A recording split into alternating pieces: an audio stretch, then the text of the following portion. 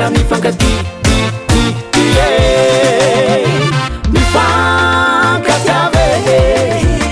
mifankatiava sikara olombelona de mbola velona mifankatiava sikara olombelona fa izay nofatsy ny tompo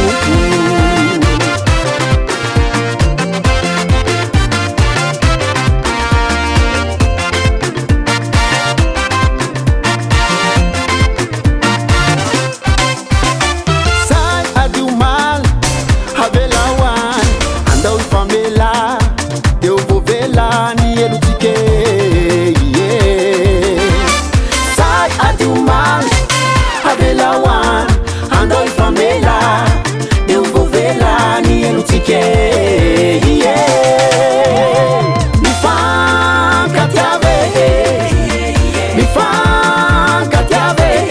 sikara olombelona de mbola velona mifankatiava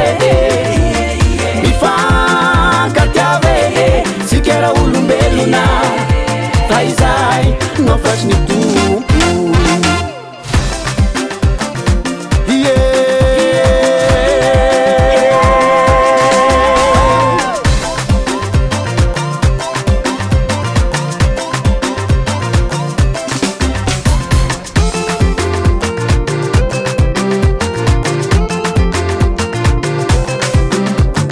navena varatra matsinanana tandroviny fiavanana